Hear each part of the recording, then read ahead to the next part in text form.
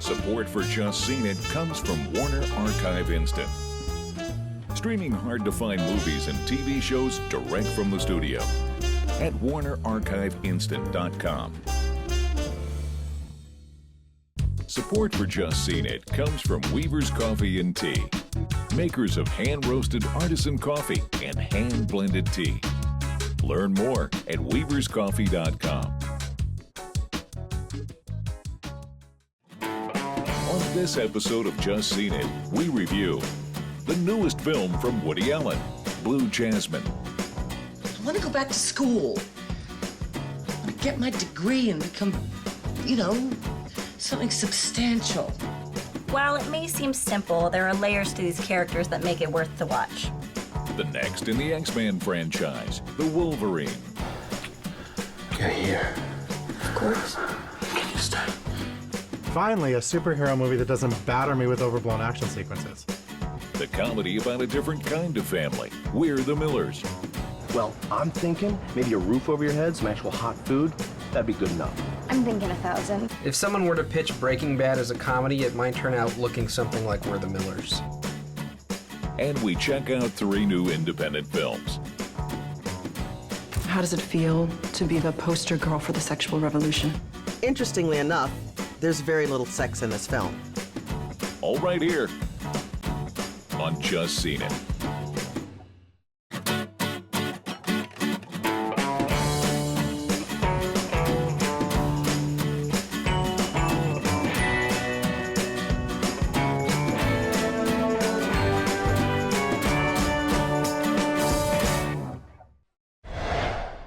Jasmine is a wealthy East Coast socialite living an easy life.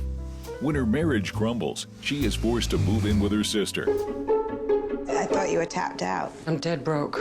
Really, the government took everything. All I can say is you look great. Oh, now who's lying? There, she must learn to start over in Blue Jasmine. Hi, I'm Sean. Hi, I'm Salim. And I'm Liz, and we're here today to review the newest film from Woody Allen, Blue Jasmine. We've all just seen it. Sean, why don't you start us off? I will do my best, yes. So I'm a big Woody Allen fan. I always like to preface these reviews with that because I'm a little biased. But I thought Blue Jasmine was uneven, but ultimately very satisfying. It's got a very interesting character study on this character, Jasmine, played by Cate Blanchett. And I thought it was actually one of the more intellectual screenplays that Woody has written in a while. It asked some interesting questions, and it brought up some interesting characters and character motivations. Yeah, it's a question of how much better is it than his previous films. Right. So as a result, it's not as high concept as Midnight in Paris, but it still has these fleshed out and really interesting characters. Yeah, it's in between To Rome with Love and Midnight in Paris in terms of quality. It's like right smack in the middle. It's very much about how Jasmine perceives herself and even how Ginger perceives herself and how each one of these perceptions are in conflict to who they actually are as people. They're striving for an ideal rather than striving to be an actual real person. Didn't I hear Eddie say he knows a dentist looking for help? Oh, forget it. Jesus, it's too menial. I go nuts. I want to go back to school. I want to get my degree and become, something substantial. Cate Blanchett's character of Jasmine, who comes from a very nice, rich world. Even in spite of these class comedy moments, there's always this tremendous, substantial sadness behind her eyes.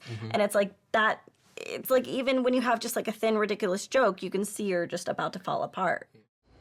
I didn't know what I wanted to become. And Hal, my husband, he swept me off my feet.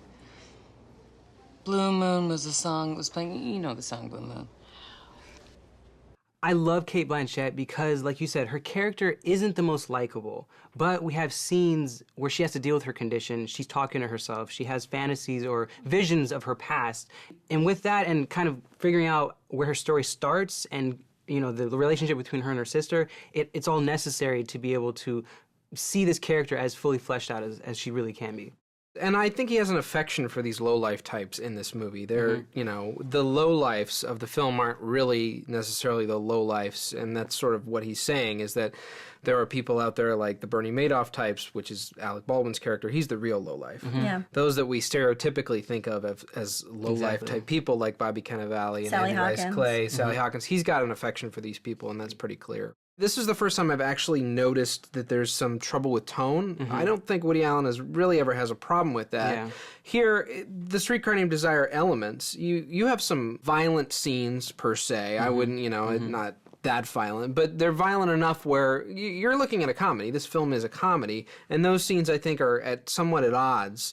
With Ginger and the men that are in her life, we have Augie, played by Andrew Dice Clay, we have Chili, played by Bobby Cannavale, and we have Al, played by Louis C.K. Yes. Which, it was, I love the cast. It was great. I mean, obviously, Cate Blanchett is the lead, and she gives an Oscar-caliber performance, but the people in the background are wonderful. Don't stand there and tell me that. She's married to a guy for years, up to his ass in phony real estate and bank fraud, and you want to tell me she knew nothing about it? Believe me, she knew, Ginger, okay? She knew. But when all those diamonds and minks were flying in, she just looked the other way. But what's so great about the film is that the ending validates the entire viewing experience. It's not that it's this crazy twist, and it's not that it's just There's a bit different of a twist. But it's not like a different film. The information you find out about Jasmine makes you relook at the rest of the film in a different way. It elevates it. I mean, it's a movie about decisions, and there's a certain decision that gets made that when you go back and you look at it and you piece it together, that decision affects not just the main characters, but nearly every single character we've met throughout the entire picture. Blue Jasmine has its shortcomings, but it's well acted and well written. Ultimately, a very satisfying Woody Allen picture. See it. No need to run to the theaters, but it is a nice afternoon diversion. See it. Though not Woody Allen's best, Blue Jasmine is filled with witty dialogue, interesting characters, and an Oscar-winning performance by Cate Blanchett. Definite see it. Cheers! Cheers. All right, guys. To the Woodman. Huh? I call him the Woodman. Oh, okay. I can do that, right?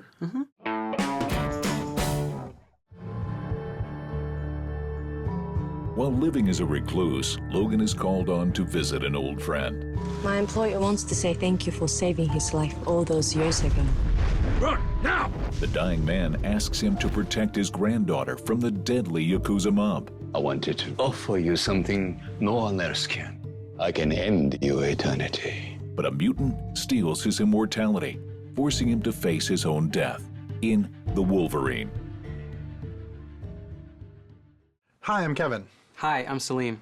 And I'm Leah, and today we're talking about The Wolverine. We've all just seen it. I'll start. I loved it. How's that? Yes. Me too. And you know what I like about it is that it did not feel like the standard superhero movie that we've been seeing all summer long. It focused on characters. It took its time. The action scenes were diverse. It was written well. It was like a crime drama with a little bit of, preternatural elements. Now, The Wolverine, like you said, is completely character-based. It's really about the Wolverine after the third X-Men movie, which really wasn't that great, but it's needed to orient the story. Sure. And it's great because at the very beginning of the movie is him in the wilderness. He's very tortured, and he has these dream sequences with him and Jean Grey, which are a little bit disturbing, but they are great because they show his reticence in terms of wanting to be a hero. I'll never hurt you or anyone. It's too late. No! Can't hide. No, Jean! No! I found it enjoyable, but I felt like from a story perspective, there were different themes that were struggling with each other in this same film. So you've got these lofty ideals about humanity and immortality wrapped up and embodied in The Wolverine, and then you've got this kind of love story thing that's happening, and it feels like they're trying to bring in the female audience. It felt very, very kind of formulaic in that respect. Yeah. And you see these things kind of competing with each other in the story, and it weighed it down.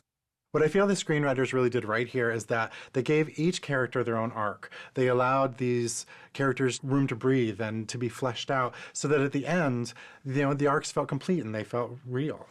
This movie actually reminds me a lot of The Amazing Spider-Man, because that movie was a great romantic comedy, but it also has these action elements, whereas this movie is a great crime drama about the Yakuza, but it also has all these fantastic superhero elements as well. Well, let's talk about the Wolverine, Hugh Jackman. Hugh Jackman. I think he's fantastic. Yeah. He really does embody the character really well. With him going to Japan, they bring in this interesting idea that he is a Ronin. And a Ronin is a samurai without a master, which works perfectly with the Wolverine, who's a wanderer of sorts. But what I loved is that Jackman, he so confidently embodies the Wolverine. He is the Wolverine. He has this endearing nature to him, but he's also extremely tortured, like you said, because of everything that he's had to go through. I thought he was just really hot eye candy. You know what? And from what I understand, a little bit of research, he wasn't the fan base's first choice for not at playing all. the Wolverine. I guess as the comics have constructed him, he's shorter and a little stockier, and he was just delicious to look at, I have to say, especially with the shirt off and Constantly, too. Constantly. Well, I actually, when I was looking at the pictures, stills for the production, they really showcased that he got very ripped. The other films, he didn't really have his shirt off like that. Yeah. This one, he's like, I need to look and embody the Wolverine. People need to look at me and say, that guy is Logan.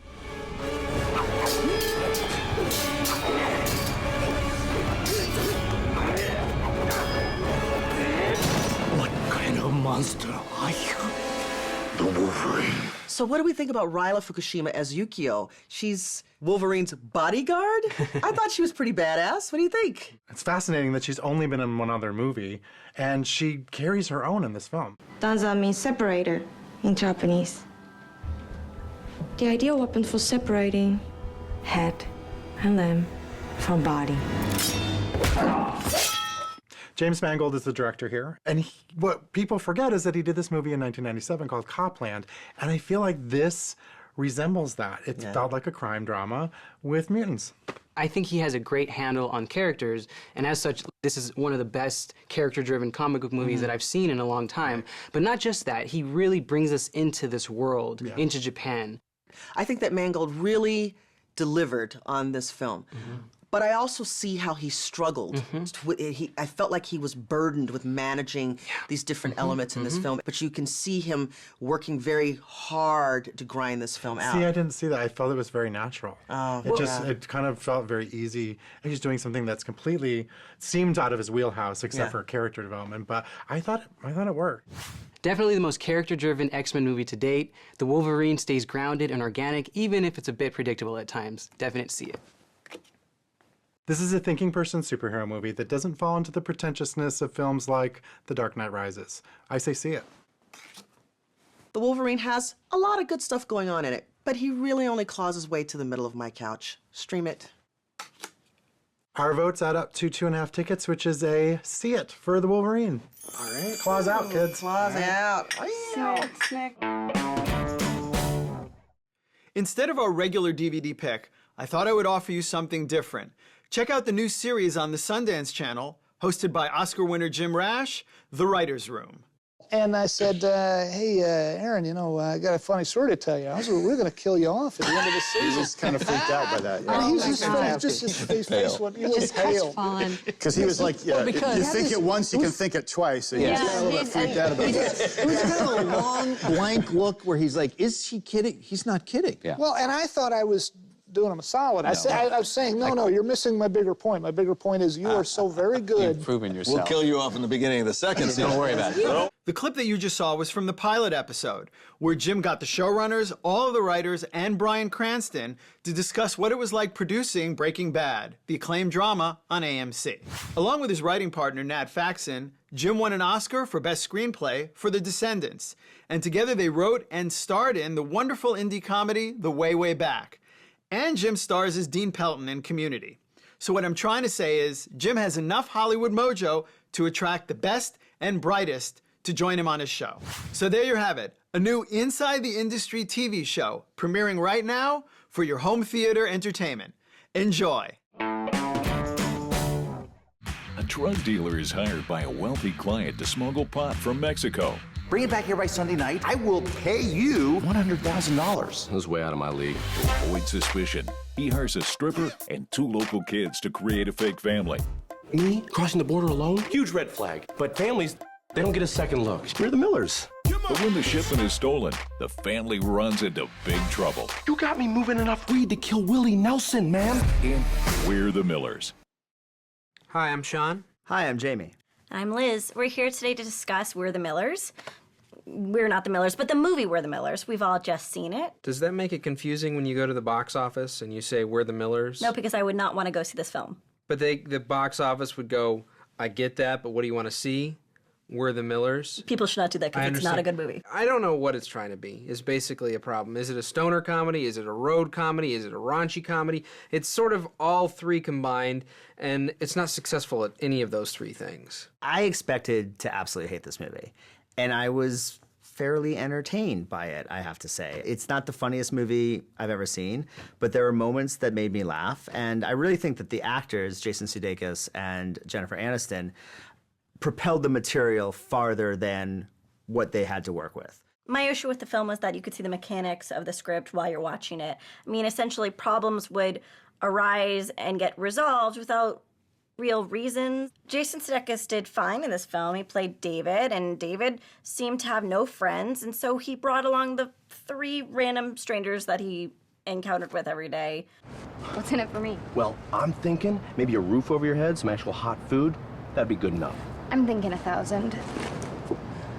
Fine, $1,000, but that's it. Great. When I saw that there were problems that arose, and I was like, why did that happen, and how does that get fixed? And there was no real organic flow to any of that. That's what was, I was just like, I'm out. But I mean, what did you expect? I mean, were you expecting much from it? I went into it and I was just disappointed, and I thought it was just incredibly mediocre. I think you could make it less convenient and contrived than they do. I mean, we have the poster where we have us knowing exactly who these people are. We have the drug dealer, the stripper, the virgin, and the runaway, and those are these 4 people, and they don't go anywhere. If they go anywhere, it's pretty uninspired, it's pretty uninteresting, and it's very much the same. Everyone basically hates each other, and then everyone just likes each other, and there could be more finesse into that. I like Sudeikis and Aniston. I just feel that the film relies on them completely. It absolutely does. I mean, there's no doubt about it. The material's not good enough, so it's like, well, we got to get Sudeikis and Aniston, and please help us save the picture. Just do what you do and save the picture, and they can't do it. Anything good about the movie is surely on their shoulders. Right. And Nick Offerman, who is great. That was in his the only part of the supporting film I did like, was Right. the little side plot of Offerman and Kathryn Hahn. They were goofy and silly, and Nick Offerman played his role very well. But I still was just, like, checking my watch, and I was waiting for the movie to end. I want to make it clear, I don't love it that much more than you guys do. But you're being nicer than we are. Yeah. I like Jennifer Aniston. I think she's shown she's a capable actress in movies like Friends with Money and The Good Girl. But she's trying to get rid of this squeaky clean image. I mean, she was okay in Horrible Bosses, but I'm just wondering, why is she a stripper? Seems like they just wanted to take her clothes off. I didn't mind her necessarily taking her clothes off. I just didn't see any reason for it. Well, see, I thought she played into that character good. I agree with you. It doesn't seem like she's quite right for that part, but it made it work for me. It made it believable. So it's directed by Rossum Marshall Thurber, who previously did Dodgeball. And I didn't see Dodgeball. I think a lot of people liked that movie. Dodgeball's a much funnier film. Much funnier movie. So clearly he's made a decent film. I think the direction is lacking in the film. I mean, that's for sure. I gotta believe that this was really a Sudeikis vehicle, Sudeikis-Aniston vehicle. Drug dealing? No, it's not drug dealing. It's not. No, it's smuggling. Are you out of your mind? Look, Rose, $10,000 and your flight's already paid for. You can't buy me. I'm not buying you. All right, I'm renting you. Now, what about the kid that Emma Roberts' character ends up liking in he's sort of this Eminem type. Hey, those are cool tats, man. Oh, for real. Thank you, bro. You see the Cobra? Hey, what is this one? What's the one right there? Oh, this? Uh-huh. That's my credo. No regrets. Mm-hmm. That was a funny kind of side character. I had to say, I laughed with him. The best part of the movies was when the movie was over and there was a gag reel, and that was hilarious. That was watching absolutely the best part of the movie. It was very Cannonball Run style. But here's the issue. When you have a blooper reel and you're laughing at the blooper reel... More than the movie. Well, the people making this movie had a lot of fun making the movie. Right. And I'm having considerably less fun watching the movie. Yeah. I don't think it's the funniest movie I've ever seen, but it has a couple of good moments, and I think if you're at home drinking a beer, watching it on TV, you might be mildly entertained. I say stream it. This Miller's Tale isn't worth the trip. Skip it.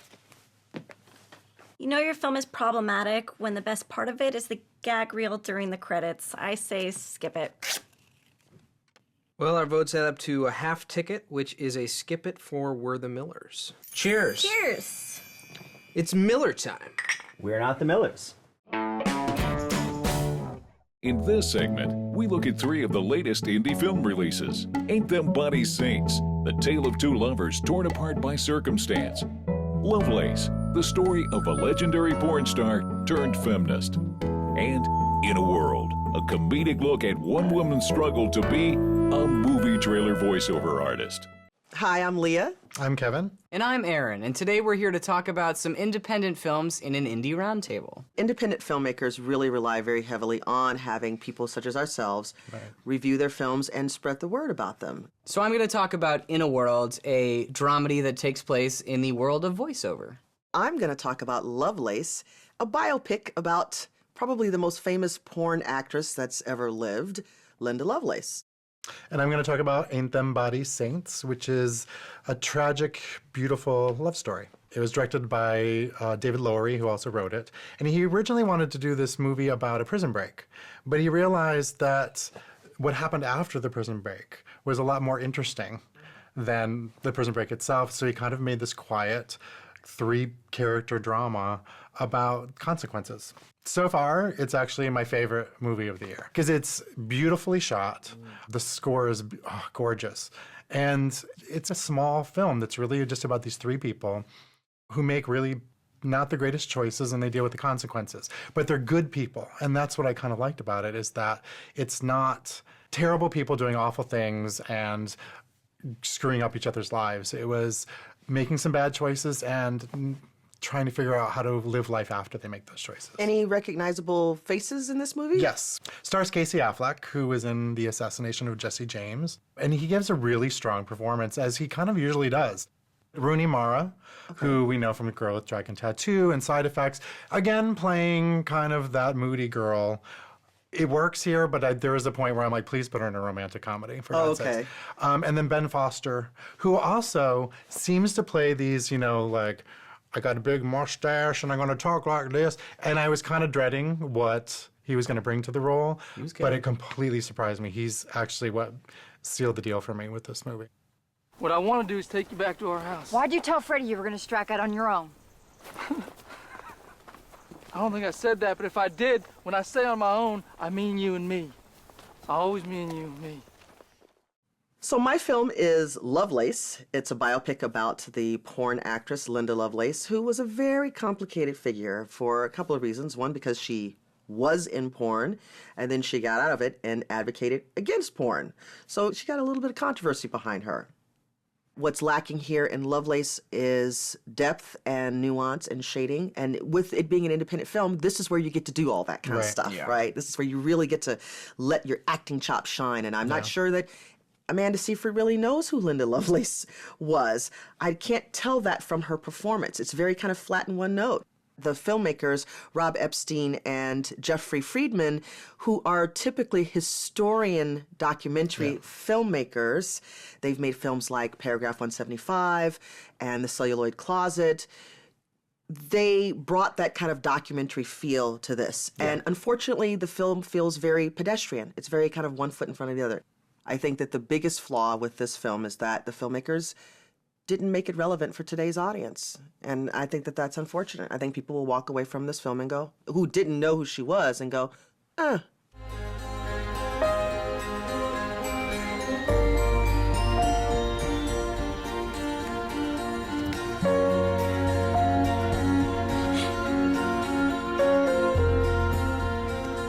Don't worry, they're just Polaroid shots. No, I know. It's not that. It's just... You made me beautiful. My film is called In a World. It's written and directed and starring Lake Bell. The script is amazing. It's light, it's fun, it deals with multiple points of view and multiple plot lines, and it weaves them all together in a very easy fashion. I think that giving us insight into the world of voiceover actors... It's great, yeah, because not a lot of people know about it. Right. You should stick with the accents. I mean, that's your thing. That's what you're good at. What was that Russian Star Wars thing you used to do as a kid? Yeah, I know the one you're talking about. But Dad, can we... No, what was it? It was... don't make me do it right now. Come on. Dad, I don't want to do it right now. Please, let me hear it. These are not the droids you're looking for. The film itself and the characters can switch tones so easily. They can go from being really funny to immediately being very serious. And it works so well. I mean, that's the key to any dramedy, really. You have to be able to balance tone. And it's not just a cast issue. It's something that the director has to be able to do as well, and Lake Bell does a fantastic job with it. Ain't Them Body Saints isn't probably for everybody, but for me, it was a haunting and gorgeous tale that's become one of my favorite movies of the year. So I say see it. Lovelace treads on painfully familiar territory and fails to make her story relevant in an era where pornography is just as ubiquitous, profitable, and exploitative as ever. I say skip it. In a World surprised the heck out of me. It's a total package movie. It's got great writing, fantastic acting, and extremely competent directing. I say see it. Cheers to indie movies! Cheers to indie movies! Cheers. Thank you. On our next episode of Just Seen It, we review 4 very different movies. The action-packed Two Guns, the animated feature Planes, the sci-fi thriller Elysium, and Lee Daniels' The Butler. So take the whole family to the multiplex and split up. Thanks for watching. See you next week. You have no regrets? Dad? No? Like not even a single letter? No way. Not me.